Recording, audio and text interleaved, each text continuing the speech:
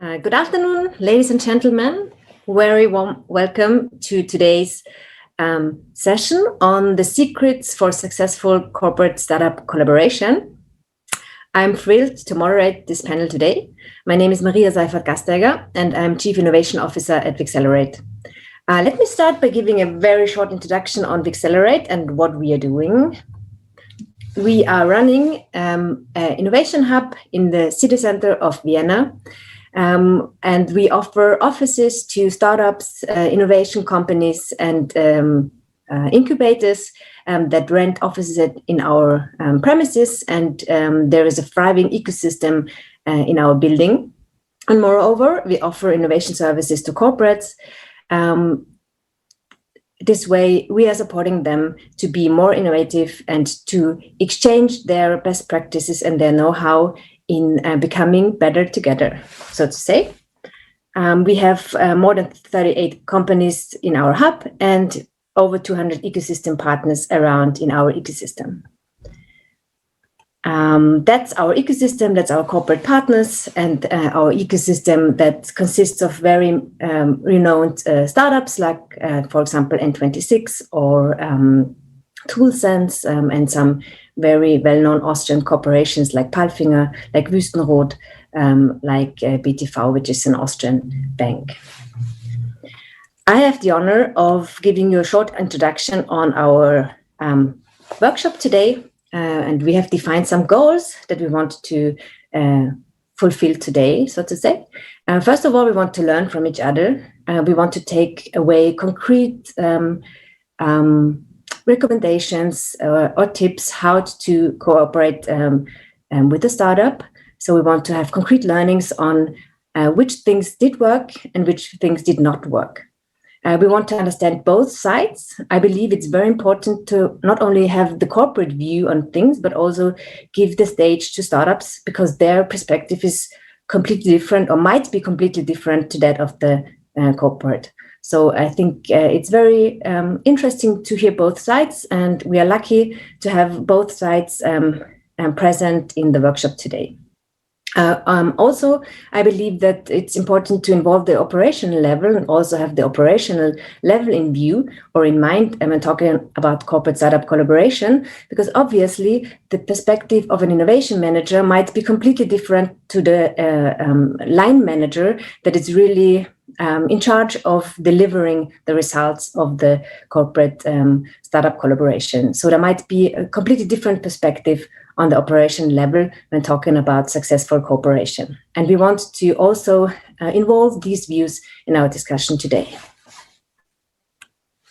What kind of procedure did we come up with to make this 1.5 hours most valuable to all of us, and to really highlight some learnings and takeaways from this session?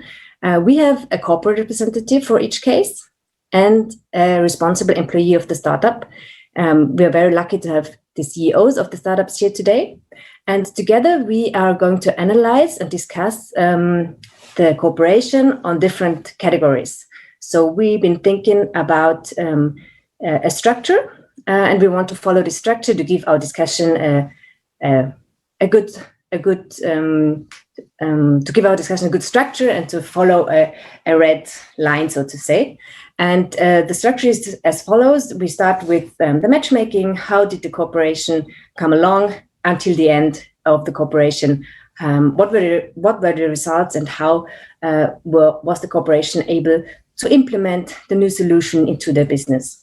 And that's the tour d'horizon that we want to make today.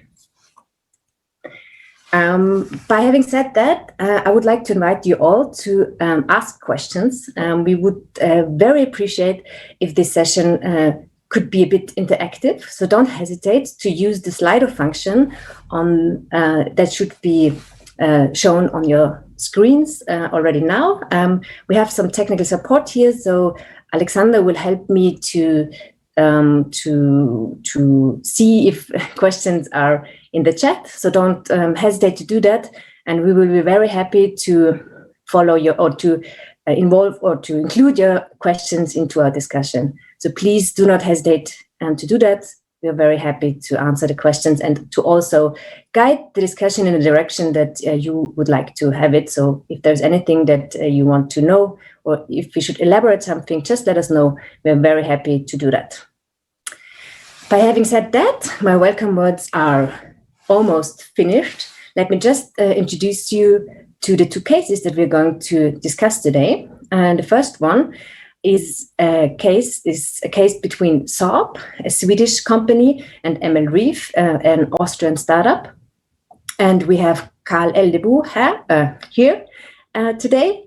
He's from Saab, he's innovation manager there, and Camilo Pachmann, who is the CEO of ML Reef. And they are going to discuss their cooperation later on. The second case that we have is again an Austrian company, Infineon, which is based in Carinthia, and Tributech, which is an Austrian startup based in Linz in Upper Austria. And we have Raphael Gattringer here, who is responsible for startup corporations at Infineon, and Thomas Blank, who is the CEO of Tributech.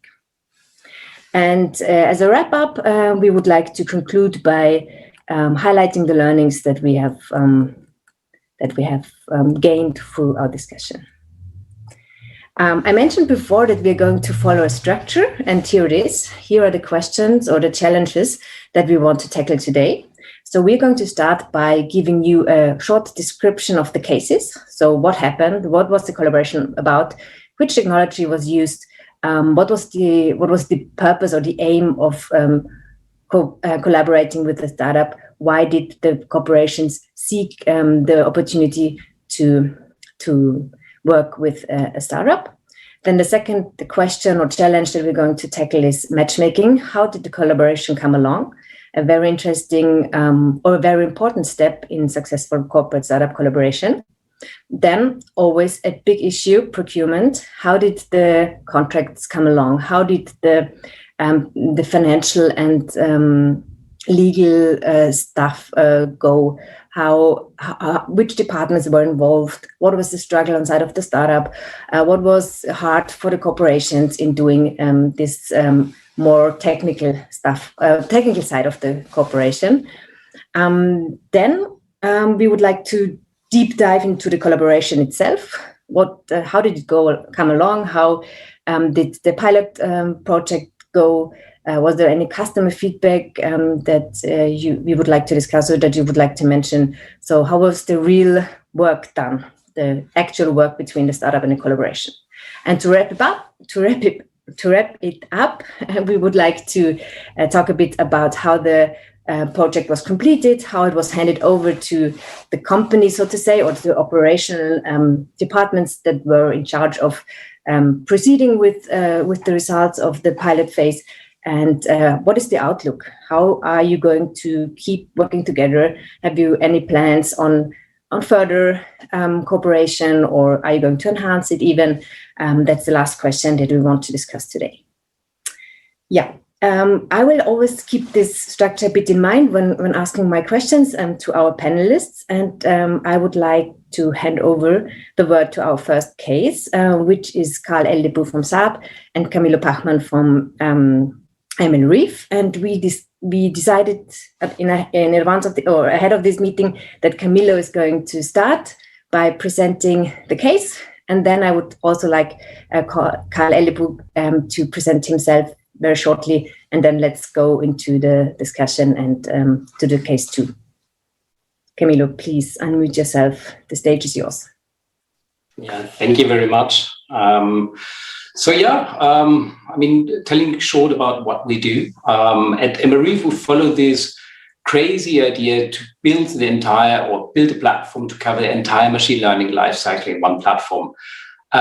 So this means really encompassing everything from managing your data, creating pre-processing pipelines, managing your source code, creating experiments, tracking them, working with your team, sharing your code that you have done with the community, managing resources and budgets and so on.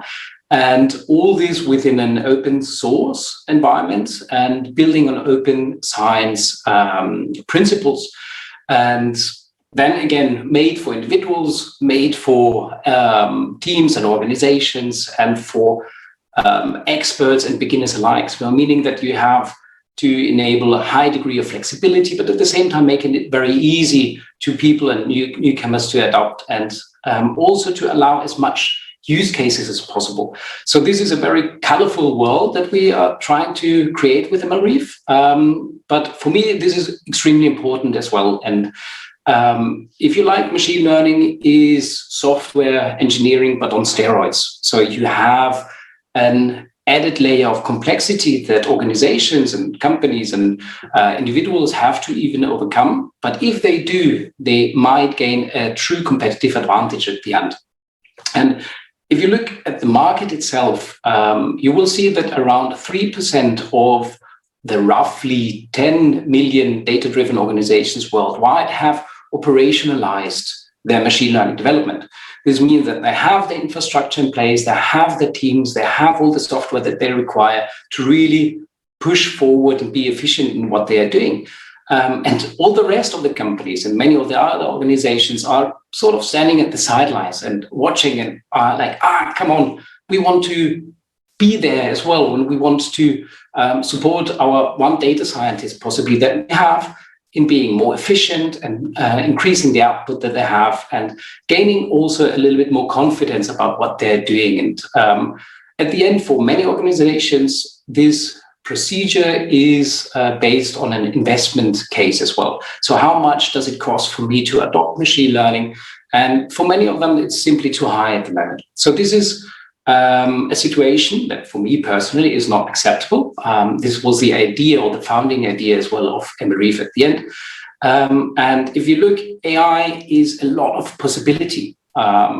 So the more people that have access to AI, the more we can do. And I think this is extremely important. I mean, it can be for everything. It can be for being more efficient, but for some, it might be even the other side, to be more lazy at the end, right? But it can also mean that we can create new solutions for problems that we currently have that are very hard to solve. It can mean to enable new methods to monitor how our impact truly is on our planet and what we can do about this. And so at the end, this is the vision that we have, sort of opening the door of AI to as many as possible so that they can also ride this wave and use this new electricity that AI truly is, and to sort of democratize AI. And I think one of the features and arguments that I just gave was also a little bit the selling points that at the very beginning Carl heard, and he was like, okay, let's keep in touch and let's dive deeper into this. Perfect. Thank you very much. Carl, the floor is yours. Thank you. Thank you, Camilo, for explaining all this. Just shortly about me, I am working at Saab on corporate level. Saab is a very diverse company. We have 6 different business areas, different product lines, everything. So what I do is that I manage a group of innovation managers.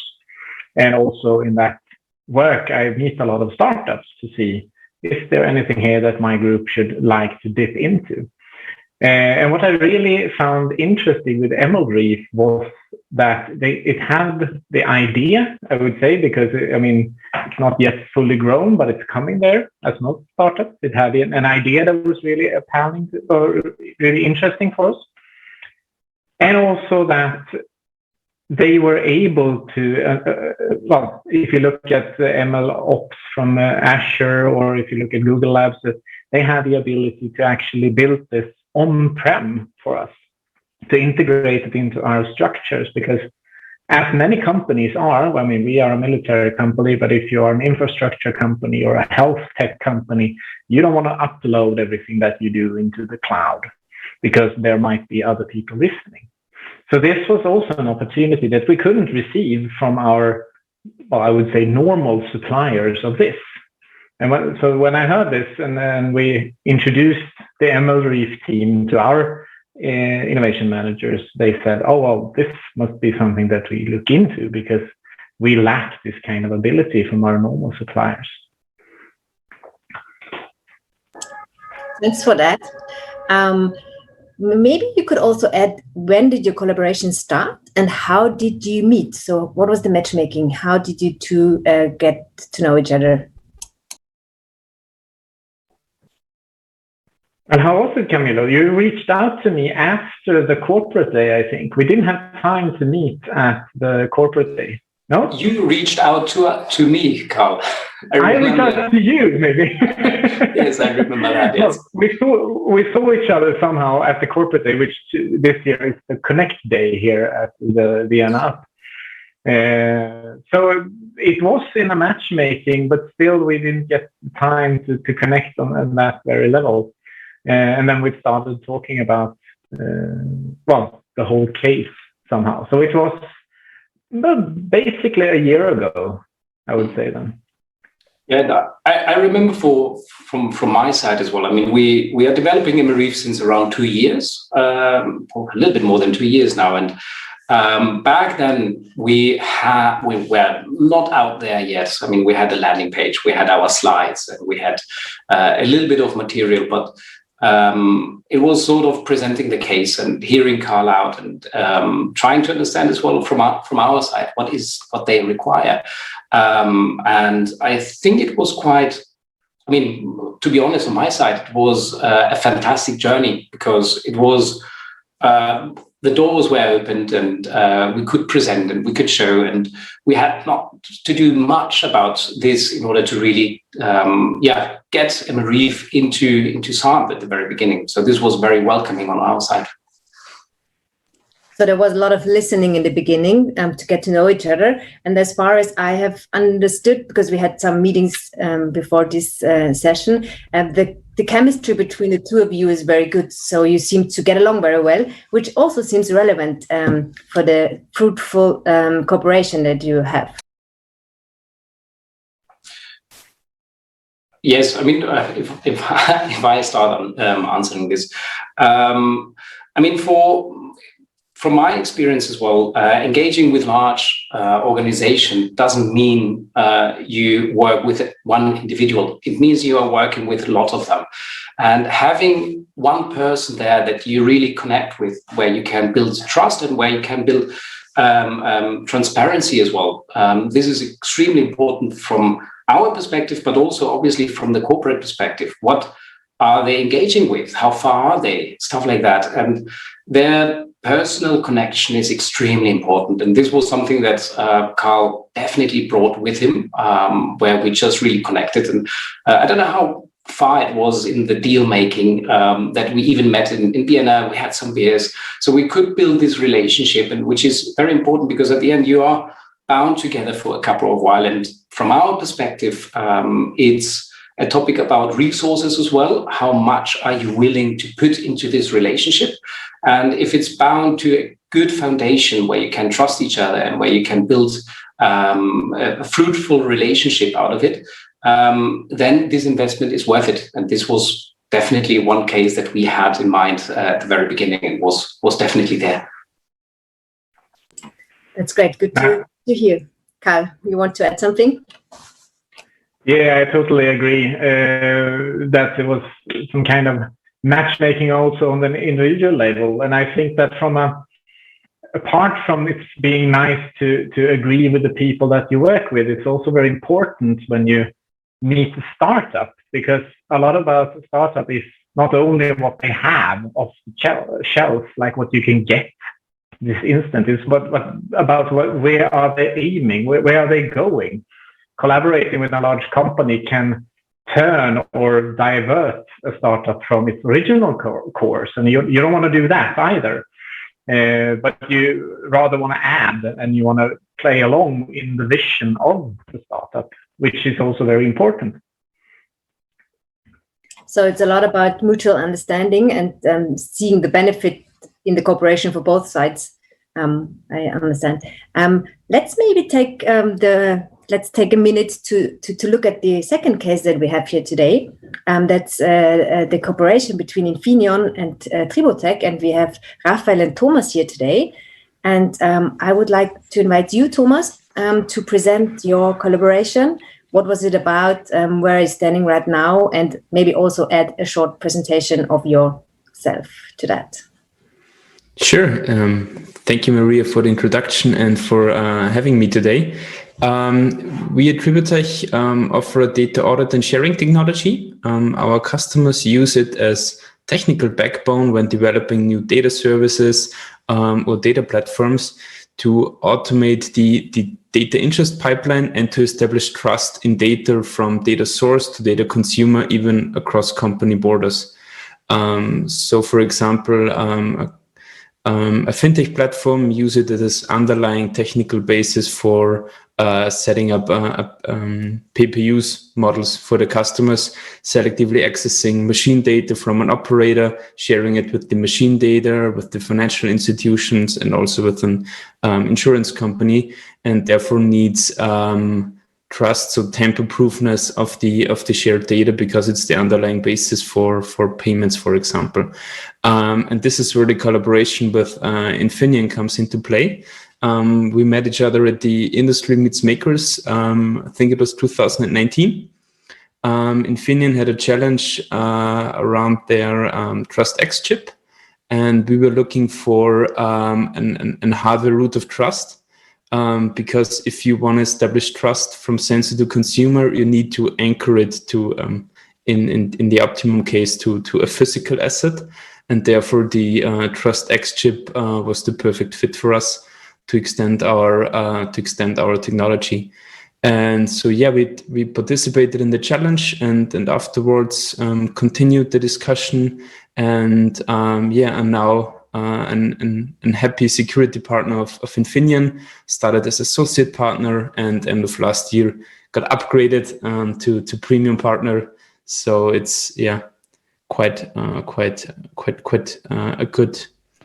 good evolvement from this first initial contact from Industry Meets Makers. As we address the aspects of security and trust, especially with large corporates, like Voestalpine, RHI Magnesita, and others, it's good to have the underlying credibility of such partnerships, and yeah, this helps a lot. Perfect. Thank you very much, Thomas. Raphael, over to you. The Infineon perspective on your corporation. Yes, hello everyone. My name is Raphael Gatringer. I'm responsible for startup cooperation here in Austria. And I'm part of a global startup team we have now at Infineon since 2018. So actually right today we had a workshop at 6 o'clock in the morning so that everyone can talk from Silicon Valley, India, Singapore and Japan, and for sure Austria and Munich. So you see how large or how widespread our team is actually. And yeah, we try to make it possible that startups like Tributech can connect to the deeper level of Infineon, to especially tech-savvy experts who then give them support for current hardware we provide. And also, because you mentioned, Maria, Infineon before in the introduction, so we have our headquarters here in Austria, in Villach, with a very large fab, the recent fab with 1.6 billion euros in semiconductor technology that was invested. But we also have other locations like Linz for radar, Graz for security, and also automotive. And perhaps interesting to know for the people who are here today, in Klagenfurt, we have our IT. So a lot of IT decisions are done in Klagenfurt. And here in Vienna, we have a sales office with about 10 people for Austria and South and Eastern Europe. And I'm here right now in the Infineon Hub at TU Wien, which is also open for startups. So if you want a representative room where you want to present your product or a workshop with customers, just let us know. And after the pandemic, it will be much easier to stay here. And information about our team can be accessed via infineon.com/startups. So there you get a general overview of our activities. And as Thomas said, 2019, we launched this security challenge to communicate our security controller, and Tributech was luckily the company that called us. Perfect. So maybe just as a brief explanation what Industry Meets Maker is, because maybe foreign listeners might not know this platform. It's a platform that brings together big corporations and small companies, as SMEs or startups, to collaborate on a defined challenge that the corporates announce in the beginning of the program. So it's incubation program between startups, corporates, and SMEs to get solutions for the corporates. That's Industry Meets Maker. It happens, I think, once a year, and that's the occasion where Raphael and Thomas met. We have a question, or we have actually 3 questions in our chat that fit quite nicely into our discussion right now, because it's the question is about how the corporates pick their areas of collaboration for startups. So how do you identify fields of technology or fields of your business that you want to collaborate on with startups? And related to that, the question is the question on how you collaborate with startups. Do you take equity, or do you just have a vendor-buyer relation, or how is the relationship defined? So maybe, Carl, you want to start with to give the corporate perspective on that question? Yes. I would love to. Well, the first question here, how do you pick out the thematics of a collaboration? It's actually a huge strategic work where we have to focus on, what kind of technologies are we aiming at being the best in the world, and what are we not aiming on that direction? What should we have external parties to make for us? And of course, external parties could be also other large companies, of course, or universities, but then sometimes you end up in, we can't find a supplier for this, like in the case of MRE. The interesting part was actually, because this isn't always that easy for a large corporation to say that, we shouldn't do that, because there's always people in the company who says, we could do it. And the team that Camilo actually presented MRE for were actually starting up building this on their own because they couldn't find it on the market, which meant that it was a perfect fit. I mean, they saw this and said, then we don't have to do it ourselves. These guys are way ahead of us. So it's a huge strategic question, when do you collaborate with another company, or when do you build it on your own? And that's up to us. I mean, that's the homework that the corporates need to do before actually going out.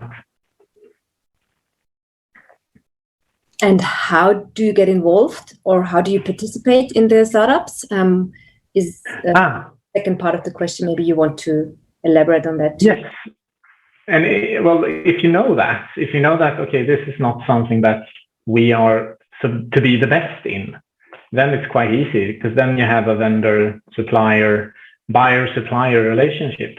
If we know that, okay, this is a technology that we are aiming at having in-house, becoming one of the best in the world, then of course, if we find someone that we want to do something with, we have to buy them. That happens fairly rarely in our business, but it happens, of course, it does. But usually we aim for external partnerships, like buying things off, and we don't partly invest in startups. We have tried to do that 10 years ago, but it didn't really work out. So either we buy the whole company, which we rarely do, or we more look for suppliers. Okay, so you're not aiming for minority shares. Either you can take full control of the startup, or you just have a normal supplier relationship to them. Yes. I see. Raphael, in your case, the question, how do you identify your fields of cooperation with startups, and how do you get involved with the startups? What is your strategy behind that? Yeah, so I would perhaps reverse the order. So we have a long tradition actually in buying other companies, M&A. That has been there for a long time. I think that's standard in every large company who survives for many years. It's just a strategic decision. For example, last year we bought Cypress Semiconductor, or international rectifier in 2015. So that's very natural. We also bought a stake, for example, in TT Tech, I think a few years ago, a small one. So when companies are really important enough, or we need that for strategic reasons, we think about acquiring them, for example. But this is not, so to say, what we do with startups. So startup is not from, I'm not from the M&A. I'm from the corporation team. And so what we are looking for is, for example, that we provide startups with special support when they use our newest hardware, like with Thomas and Tributech. So this is really based on specific products or topics. For example, on this side, you see a roll-up that's a bit far away, but there are topics on there. We are looking for like robotics or edge computing, for example. Machine learning is growing and becoming more important. And there are actually two ways. On the one hand, you can approach me at Connect Day and send me a message and say, hey, I've got this amazing startup. And then I have to screen you and say, okay, do you have the business capabilities to start a collaboration with us? And this is not because I'm a mean person. I mean, I hope not. Thomas, correct me. But I have to really check if I want to call this engineer in Munich and say, I've got this amazing startup, please take some time. And for example, with Tributech, I organized a meeting in Munich, which was really exciting. And it was a great meeting because Tributech did an amazing job. So first of all, I have to scan those business capabilities, but also identify who is responsible for this topic in the corporation. But this has really the drawback that sometimes it's really hard, or often it's hard to identify those people that are responsible. So the other way around is that, as Carl already said, you go from a strategy, you define certain topics, and then say, okay, this is now important next year. For example, now we're building a new fab in Villach. Next year, we will start with other topics in the operations. So you decide it internally. My mentors would say from McCoy would say, define a shopping list, and then you go outside in the ecosystem and look for that and be open. You could use scouting or also be open at Connect Day. And then it's much easier to connect the startups to the corporates because the people then already decided before that they are looking for this topic and might have already also committed resources for that, which is actually very important. And just give you a final example, there's now a challenge open. It's called, so not only industry meets makers, it's more a general challenge, but the URL is shortcut.linde.de. Linde, a partner of us in Munich. And we're looking for startups who can predict lead times, how fast we can produce wafers. So we have our manufacturer environment, and who knows, for example, how to predict lead times is welcome to access this webpage, shortcut.linde.de. And so this is, and here we have a challenge, a specific one. There's a specific date for the pitching. Everything is organized, the process is organized, and this is much easier than to talk to the corporation. Okay, that sounds very good. Rafael, you said that you're investing in startups. So may I ask if you have a budget that you can dispose on your own, or do you have investment committee installed at Infineon that decides on which startups you want to invest in? And second question related to that, the startups you mentioned, as far as I've understood, are very close to your core business. So if a startup comes along that has a great idea, convinces you because they have super personalities, they have a very good product, but it's outside your core business, would you be interested, or is Infineon interested in investing that too? Or is it really close to your core business where you are putting your money, so to say? Yeah, I didn't add that before. So in the European region, we rather not look for investments. However, our colleagues in Silicon Valley, I would say they're leading in business model development and looking for models how they can participate in with the startups and also pay them expenses, but having a share or looking for investment opportunities. So this depends on the region, I would say. So I would say we're really focused on our core business. we don't have the pressure that we have to invest in new areas, like perhaps in the, I don't know, media industry where your core business is dying. So right now we really have a lot of work with digitalization, and more people at home need more semiconductors. So this is really a booming industry. The question is more, we have to, or my work with my colleagues is to tell the business units it's also important working with startups, because we have large customers like Bosch, also who really have a lot of attention because they really bring a lot of business. So it's more the other side around, that we have to internally promote startup culture and explain the value that it can create in the ecosystem. So investment rather not, depending on the region, but other opportunities like, for example, collaborations projects in the R&D area. Okay, great. Good to hear. Maybe we will come back to this cultural thing that you addressed right now within the company. So are they open to collaborating with startups? We'll touch upon that later on, I guess. I would like to ask the question to Camillo and then Thomas about the procurement procedure. What's your experience with that? How did it go? And what did you need? And what did you get? And what was good and what was improvable? Let's put it this way, from your perspective, when onboarding with Saab and Infineon. For us, the procurement was a scary moment when, you hear, okay, let's put black on white. It starts to get a little bit tricky. And I know from experience that much things can go wrong. Basically, the fear is that the person that you are talking to initially as well is not the one that you will be talking to a little bit later on during the procurement process.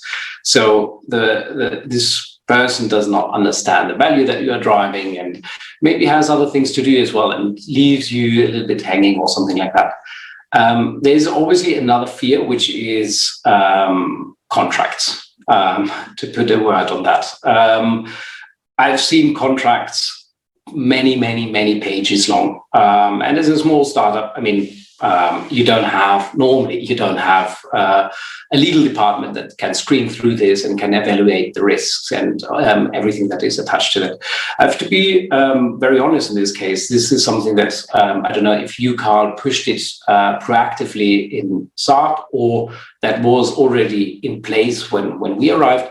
But with Saab itself, they have a specialized procedure and contract in place for startups themselves. So it's lightweight, it's easier to understand. I think it's only 5 or 6 pages contract, which is extremely little when compared what there is else out there. So this was quite easy and quite nice, but it can go the other way around. Things get lost. They require, securities. They require different legal.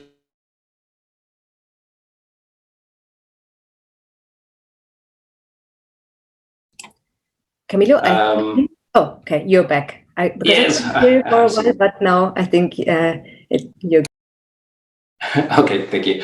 Telling about the things that that corporates might require from the startups as well, which is legal commitments that a startup cannot deliver. Things from continuity, for example, and other mechanisms in place. And this is obviously something that you don't know from the very early moment on, and where transparency and aligning as well of expectations is very helpful as well, and to understanding a little bit more who you are talking with. What is the procedure that the organization, the corporate has in place, so that you, from the very early days on, you can also assess the risks involved in deal making with the corporate as well. Because at the end, as I said, in our case, we are a small team, and I do almost these stuff entirely by myself. And if this takes a lot of time, this is a high risk for me, and it might end up in a different way that I didn't want to. And during this time, I could have done things differently. So this is definitely a thing that was in mind, and that Carl was so kind at the very beginning as well to soften up and really make it a good transition to the final contract. Carl, I saw that you were smiling when Camilla said that the procurement procedure was scary. And the question to you is, did you proactively try to push the cooperation within SOB, or was it this governance light in place that helped Emily Reeve through the process? What do you think? Well, we have learned, not the hard way, I would say, but we have done our homework, and we have put up a smaller NDA, and we did that 2-3 years ago, actually. And also, I think that the smaller NDA, the smaller contract, and also explaining in-house that what we do is just a proof of concept. We take a startup and we make a small thing to be able to prove value or prove the concept. And then we start with the whole shebang of legal and what do you promise actually, and we try to keep it very, very short and simple. And this is also because we find it, because when you have proven a value of a startup, you definitely have to go through all the security details, all the legal aspects. But if you have something in place, it's easier to get people involved in it, I think. So it's both good for us to make a proof of concept, and it's good for the startup because it's simpler. And also, it does take longer time than you want to. I remember us just finding someone to sign the NDA. It went up to corporate level and back again, thank God.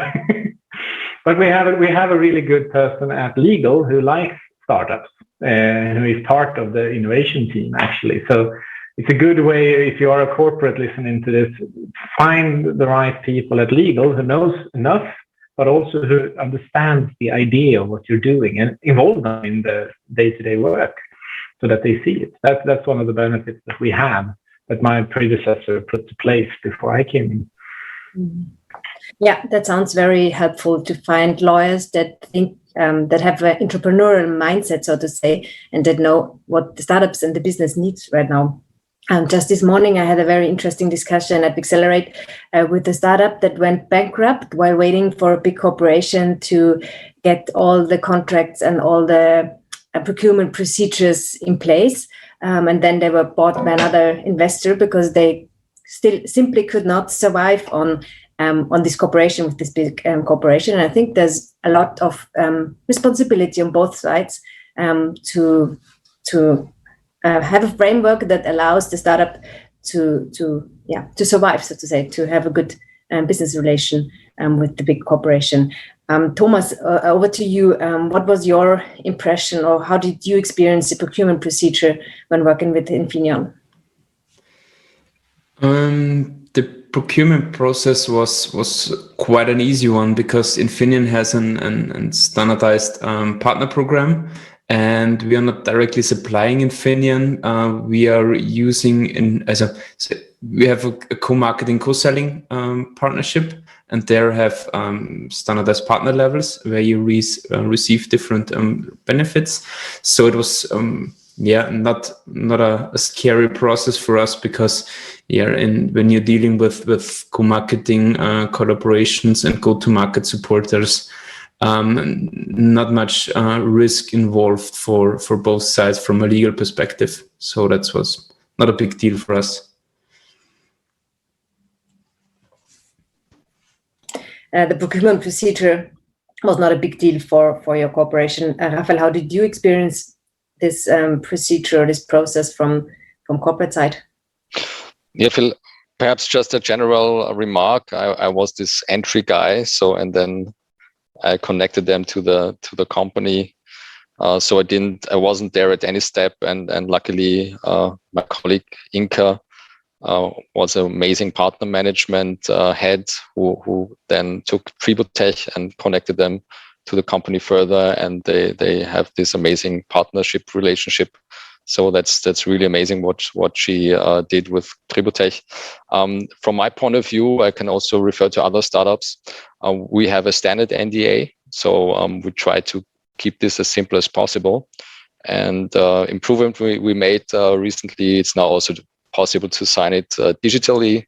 So this might sound very funny for everyone, but for a corporate, to change such a process, they have to ask, I don't know, 5, 6, 7 people, so and then it needs weeks to change. So it was really a milestone, instead of having 3 weeks waiting for an NDA via paper, now you have it in perhaps 2 days, for example. So this is a great benefit, because NDAs are often important to continue the discussions on a deeper level on both sides.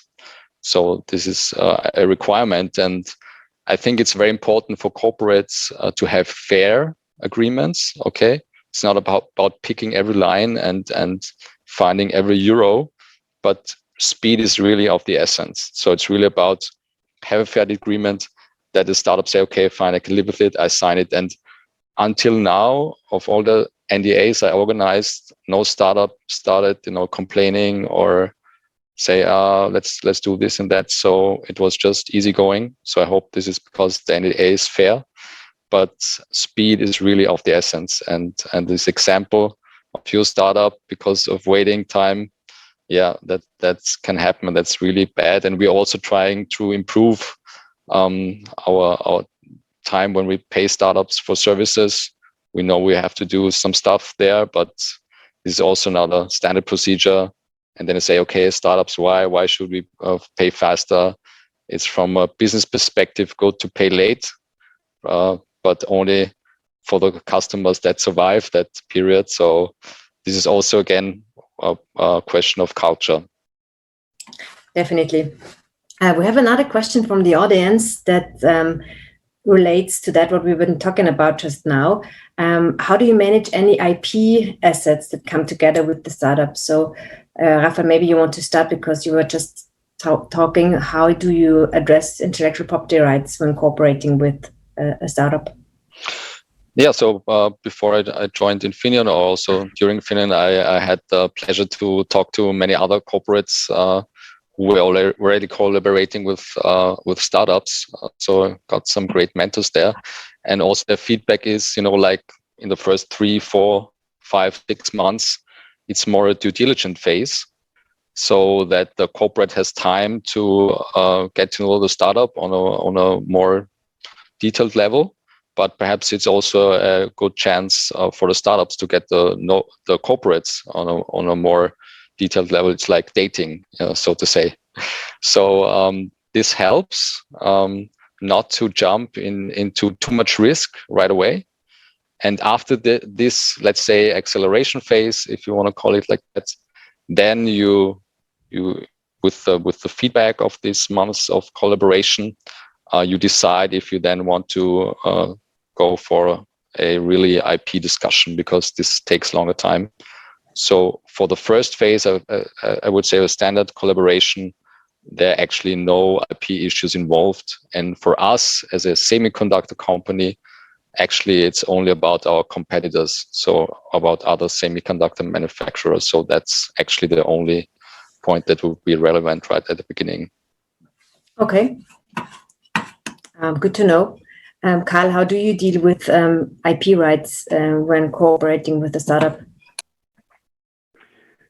I would say that with a startup, the question rarely arises at the normal kind of buyer-seller perspective. And if the startup develops something to suit our needs, I mean, it's their right to that our contracts clearly specify. So, and then we buy something and we receive what we're buying. It gets trickier when you enter larger conglomerates with startups and other large companies doing different kinds of projects like we're doing in some countries. Then it starts to get tricky, because you don't want to run over the startup with legal. On the other hand, you don't want to give away IP. And one problem that often arises is when very, very early startups or inventors from universities or from other parts come to us and say, we have an idea. We would like to develop this with you. usually, being like 3M or other large companies, we turn that meeting down. We don't want to hear things from people who haven't protected our IP, because we don't want to get caught in a situation where maybe we already are working with this. So if someone comes to says to me or my team that I would like to share an idea with you, we say basically no to that meeting directly, because we don't want to end up in a situation where people, because I mean, I don't even know all the things that we are looking into at Saab. So if you don't have a very specific idea already distinguished as a product or a service, it's better to do it slowly. I also want to tag along with a timeline thing, because Raphael, you mentioned that you screen startups before you actually let them into Infineon. We do the same thing, because if you're a little bit too early on the run and you don't have customer or money or investments, a large corporation is not the best target, I would say. It takes a long time. It could be nice money in the end, but it also takes a long time to get there. So this is the one thing that we look very deeply into when we screen startups before starting anything with them. Definitely. I mean, there might also be a point in having a big corporation, because it gives you access to customers that you would not have otherwise. And maybe to also develop your technology, you need the feedback from the market. And then this cooperation could also be very helpful in the beginning when you are in the ramp-up phase of your startup. But obviously, it has some disadvantages involved. And you have to find a sweet spot between those challenges, I guess. But very interesting point that startups that knock on your door should have their IP issues settled in advance, because otherwise you would just not talk to them. And that's very interesting. I would be interested in knowing which reactions do you get when you stop a conversation because the IP issues are not solved. Usually in these cases, it's these startups or individuals, as it might be, are basically looking for investments. They say that, if we co-develop this and you invest this much money, you get 30% of the company. And since we don't do co-investments, well, right now I would say, you should never say never, but we don't do that, it kind of solves the question. They're looking for another kind of corporates. So that's our take. And I think that you at Infineon might have a harder time in that if you do co-investments in startups. Perhaps what I can add, the question is, what's that stake worth if you don't have a team that can execute it, So I think the execution is really core. And we saw that with Tributech right at the beginning. So they had this amazing performance. So it was green light for a corporation. Definitely. I would like to remind the audience that you are very welcome to ask more questions. We are trying to include them in our discussion, so feel free to use the chat, the chat to ask questions. I would like to continue with phase 4, so to say, with the actual cooperation phase. So how did you structure your collaboration? How often did you meet? How was the exchange of information? How did employees that are not part of the innovation department but might be out somewhere in the field, so to say, how did they react to collaborating with the startup? Was there any cultural challenge that you discovered on the way? So let's talk a bit about this actual phase where you did the work together, and maybe we'll give the startups the chance to start. Camilo, do you want to begin? Yeah, sure. I mean, in our case, it was this getting to know procedure that was the first in place, right? Getting to know Carl, presenting the idea, having internal validation where we didn't have much to do with that. But then obviously having the first internal meeting with the other people that at the end will use the platform, or at least will manage the implementation of in our case, Emerif.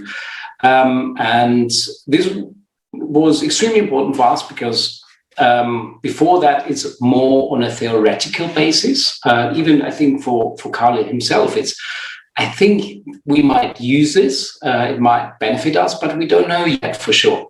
And we entered the POC stage at the very beginning, where for me personally, it was very important as well to align the expectations. I remember, I don't know how often I repeated myself saying, hey, it's still buggy. It's still buggy what we are delivering. It's not fully finished yet. Please understand that. And I think that was very important also on our side, but probably on the team side as well. Hey, what will they get at the end? And during the collaboration, and this is still ongoing, is communication is extremely essential on both ways, I think. And we have set up different methods of communicating, and especially on a very technical side, ways of communicating, of reporting errors, of logging what is really happening. And we're doing sessions and we are in very close contact with them. For us internally, we decided to follow the SPOC rule, which is single person of contact part, which means that only one person on our side is responsible for outside communication with, in that case, SAP. Why? Because it channels a little bit the information flow, and we can gain knowledge out of this collaboration as well. We have the experience, what is working, what is not working, what are they requiring, who is managing at the end the entire project, who is working on the ground level, and what are their expectations, their feelings about what it is. And at the end, this was the monetary aspect obviously is quite nice, but having this real field experience is what really matters at the end. And if it is aligned with what we want to do and what the company or the organization sees at us, then that's a perfect foundation for a good collaboration. Great. Over to you, Thomas. What was your experience during the operational phase of your corporation? I think what was key for the success to receive this level of collaboration was the handover between Raphael and his team and the experts and our now responsible partner manager at the Infineon division, because we created credibility for ourselves and the capabilities of our team during the Industry Meets Maker Challenge. So Raphael and his team got to know us, got to know our experiences, capabilities, and then they introduced us with the relevant partner manager and the internal experts and handed over the credibility. So we didn't start it right at the beginning where we have to prove ourselves again. So we could meet at eye level and continued the collaboration. So I think this was one of the keys to the successful collaboration. And the another one is regular meetings in person. So we are traveling to Munich when it's possible, meet in person with all the contact persons, and also try to bond on a personal level. So have a good relationship and open discussions with someone to trust, like mentioned before from Camilo. And any failures that you would like to share, something that really went wrong and could be avoided by others if you told them what went wrong? Anything that comes to your mind? One thing, if you have a responsible, in our case, partner manager, who has a clear view of the division, do not expect that he also knows what are the current priorities in the other divisions. So the cross company or the intercompany perspective is sometimes missing, where you can find new possibilities for future collaborations. So the link to other divisions, other initiatives, is still something to focus on, and not expect that the partner manager will do it for you. Okay, so you mean the partner manager on side of Infineon does not have all the information of the company, so you might also need to do some extra research or some talks to other employees at Infineon to get the information. Yeah. What's your point? What's your view on this, Raphael? How do you see that from the corporate perspective? Yeah, so our partner managers, they're actually rooted in their divisions, so in their areas. And so this is kind of natural because they know their divisions. We have like 4 large business divisions at Infineon. And I often say to the startups, they're like companies in the overall corporation. So it's like I connect to sub companies, if you want to call it, like other regions. Then it's especially dependent on the personalities. And for sure, they only have a 24-hour day like I have, and we can't know everyone in the company. So like with Tributech, this is where we can offer then again, perhaps help. So startup division is a general support division or team. So we have actually good contact to everyone. So we're not in competition with anyone. When perhaps internally one wants more budget, one division than the other. I think we're really working more and more cross-divisional together internally, and which is also important for startups. So Tributech was actually one of the first startups, and I really am proud of that, who actually were the first real partners of Infineon in the partner ecosystem, because I expected that only like after 5 years or 10 years, they would say, okay, they're startups, now we take a startup and they're good enough. But they were actually really happy to introduce these young, dynamic, innovative companies in a partner ecosystem. And so now we're learning with Infineon. If you already nearly on the second partner stage, what is their challenge now? And now we see, okay, they want to grow even more. So now we can connect them again to new people in the company. So this is what we're learning right now, and how to integrate everything what we already achieved with them. So I think that's the next level. Yeah. So for sure, we learn and try to be better every day. That sounds good. Carl, any learnings from your side? Any failures that you want to talk about, that you want to share with the audience? Well, often when we do some kind of startup collaboration, and it was the case with MLReef, we kind of connect this to an internal project. And what happened with MLReef, now it took quite a good turn, because it took like 1 or 2 months extra, because that project had already passed when we were able to get our NDA signed. So, and that's always the kind of hard part with getting things into the structure, also that you need a good flow on one side to be able to connect to the other side. And this was just only our making, basically. We missed the train, but then we were able to get it up again quite quickly. But and I also agree with the parts that Raphael said, with the company being split into very many companies, because that's the next phase. That if some part of Saab starts using MLReef, we will have to try to sell this internally so that everyone uses the same system. I mean, this doesn't only apply to startups; it applies to any supplier, basically. Sometimes you find out that different parts of Saab are using completely different systems that are incompatible, and you wonder why. But I mean, that's the thing with being in a large organization, I guess. But it's something for the startup to think about also, that internal selling is also an interesting part. Camilo, anything you want to add to that? Yes. I mean, I was thinking what you just said as well. I mean, I think it's also in the responsibility of a startup to evaluate the commitments from the corporate as well, from that very early on.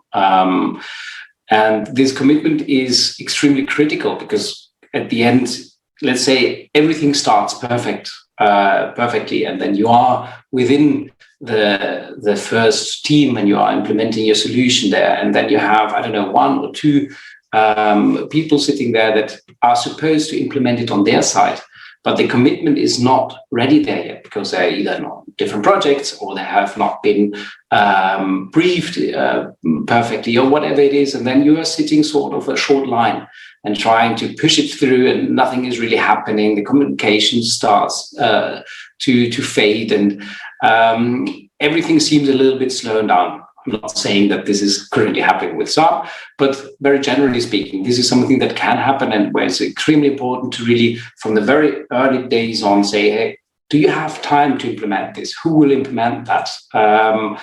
How many hours can this person really spend with us and so on? So this is something that is increasingly important as well. And the consequence of not doing this might be a broken project that just ends nowhere and you are sad and everyone is sad and that finishes, yes. Carl? I would also like to add to that because I totally agree, but it's also interesting when you talk corporate and you talk startup and you can ask things like that, like, well, do you have the time for this? And the corporate says, yes, we do. But in that person's mind, this means that, yeah, I will get this done before summer because the timelines are so completely different sometimes. And that's also interesting. And I mean, that's our role as some kind of interaction managers to set both sides on the same level, to be able to translate between, okay, how fast is the startup moving and how fast are we internally able to move? Because sometimes it's enough to say that, yeah, we can do this in 4 months' time. And then the startup can choose that, okay, is it worth it to wait? Usually it is, but knowing it can help a lot. So it's a lot about communication and transparency, to have like open books and be clear about the framework that the startup is facing when working with corporate. And we have a question from the audience, and please feel free to just jump in and answer the question, whoever feels entitled to. Do you help startups with finding potential use cases? E.g., if there is a startup with particularly interesting tech, do you ideate with them to find use cases? Do you do that or don't?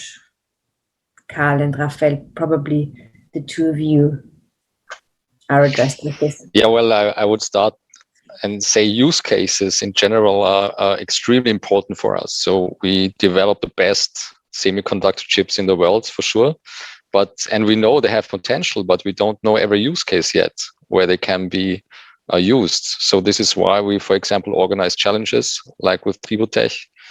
We actually had some workshops also here at Infineon Hub in Vienna with my colleague Mihai from Graz, who gave them really deep tech support how to use this state-of-the-art security controllers.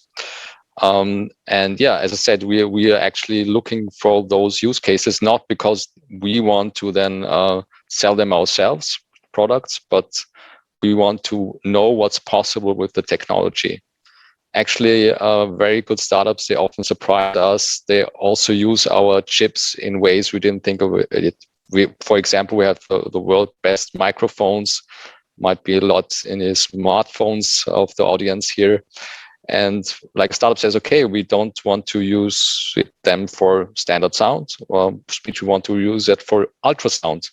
And then we don't have that in the specs yet. And then we say, okay, you can use it, but we don't have the specs for that range, but we will support you with all the knowledge we have, for example.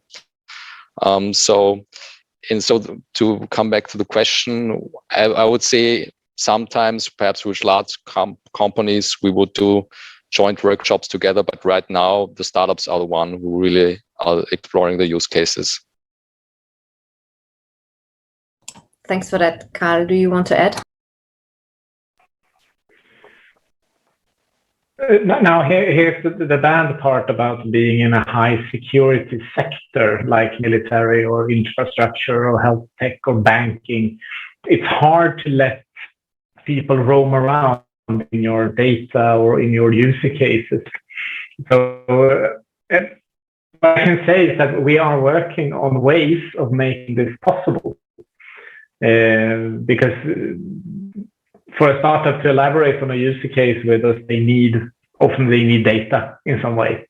And that's data that we aren't able to give before we sign some contracts, which means that we end up catch 22. But we're working on it so that we could be better at it. One way of finding use cases, although, is that sending out people from Saab meeting startups in environments like this also helps kickstarting ideas of what is possible. A lot of people come back from conferences saying, "Oh, I met this startup that was doing this and that, and we didn't even know that that was possible."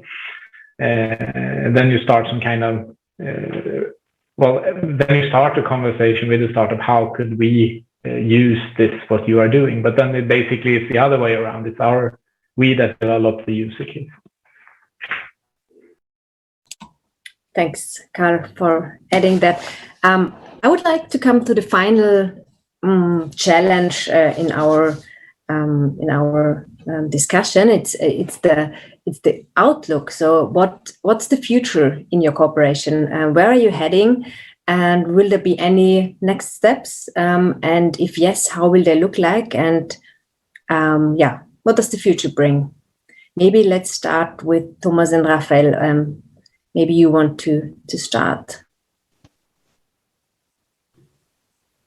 Sure. Like mentioned before, we're currently at a stage where we would like to hop within Infineon, get to know the other divisions, get to know other perspectives, to then have the insight to come back with new use cases for appliances within Infineon. And the other aspect is we defined our go-to-market support. So what we would like from Infineon and what Infineon can provide us, and therefore now tackling the next steps when it comes to finding partners and customers, especially in Asia. Yeah, the next steps, like it was already mentioned, I think communication is really essential. So staying in touch, can be a beer for sure. Not so easy in these pandemic times, but you can still phone, for example, or have a video chat. That's for sure on a regular basis, even if it's short, I think this is also important for collaborations in general. Try to have a regular meeting, and not this, okay, let's meet in a few weeks again. So be forced to speak like every 2 weeks, for example. Yeah, I think that's very essential. What I learned, for example, these days we had a side event where we presented our Innovator startup collaboration program, and Thomas was there, and also Konstantin from Carisius, another amazing startup we met at the former corporate day. And what I heard now, what was very important is that in a regular basis we share our industry perspective. What's going on in the industry, what will be there in 1, 2, 3, 4, 5 years. We have a good connection to our large customers. I think we have a very good business intelligence, which we can share with our startups, and also startups for sure, they might see emerging use cases that can be really important for us. So this really conversation on a very technical, also business perspective, that can be very valuable for the future. And this is what others might not provide. But here comes my role again, the role back to me, the ball, that I really access those experts in the company that want to share the knowledge and get into the discussion with startups. Thank you. Dear audience, this is your last chance to post some questions or to ask some questions to our speakers, to our panelists today. So use the chat function if you want to ask any specific questions. By having said that, I would like to hand over to Carl and Camilo to give an outlook on their further cooperation. Sure. I mean, regarding this question, for me, the major objective is to make this a success. So this means for Saab a success. I think when we discussed it at the very beginning, it was really a stepped approach, right? Trying to find out how can we really solve the problems that Saab at the current moment has, starting with one department and moving onwards to that. At the end, what I wish that would happen, and probably I will never know, but this wow moment, this moment where, I don't know, a software engineer at Saab tries this out, sees that there is a knowledge base already built behind it. There are different models that they can try, and they are like, wow, this is amazing. I want to do this, the same thing. So sparking new possibilities out of what we have started here. This would be my ideal scenario. And I think we are now on the real hard facts of proving that this is really the right approach. Let's see what the future brings. And I totally agree. I mean, we are in the very late phase of actually setting this up at one instance at Saab. But if you take the strategic level at Saab, we know that we have to get better at things that MLReef are enabling, like getting data scientists to actually use AI. I mean, there is a huge potential use for MLReef or something similar, depending on how well we can put this into work. But I think that MLReef is the closest thing we have gotten in this. But it's also, as I said, a strategic job at Saab. I would love the wow moment. Probably it's going to be nudging department after the department, putting together this together with a couple of courses in AI development and stuff like that, and slowly grinding it out at Saab. But we'll do that if that is what it takes. The wow moment, sounds very inspiring and something worth looking for, I guess.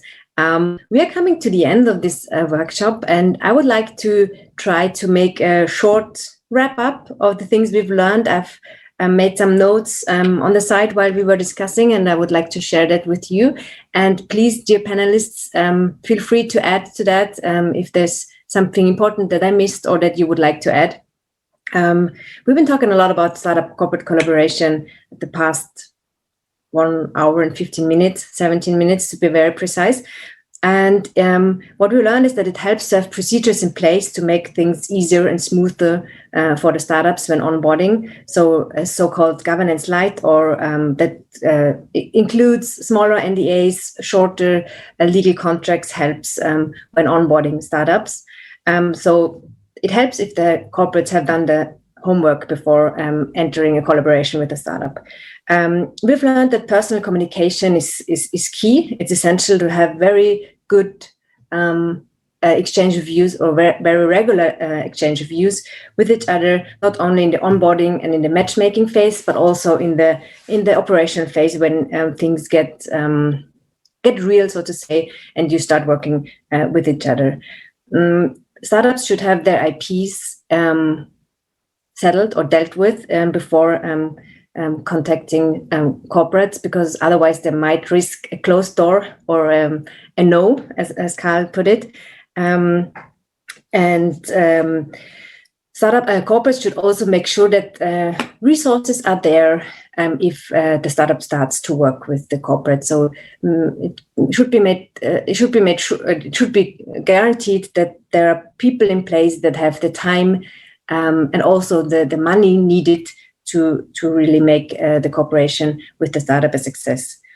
And also a very important point is to have a SPOC rule, or might have to have a SPOC rule, to have just one single point of contact when talking to the corporate, because probably there are a lot of people that could be helpful, but you never know as an outsider to the company, and it helps to have an innovation manager who helps you who guides you through this jungle and makes you talk to the right people in the company. Another important thing or interesting thing that Raphael mentioned in his last in his last comment is that he also tries to give insight into the corporate perspective, which seems very valuable to me, because then startups can also come up with use cases on their own, because they see the needs from, they better understand the needs of the corporate. And that way they are more self-entitled or they're responsible of coming up with good ideas, and that might also help, but it also makes a certain kind of transparency level necessary at the side of the company. So they should be open enough to share this information with the startups outside of the company. And yeah, last but not least, the wow moment that we talked about. So startups, if they're really good in what they're doing, they inspire the people working at the corporate and give them the wow effect or the wow moment that you talked about. Anything you would like to add, dear panelists, to that short summary of what we talked about?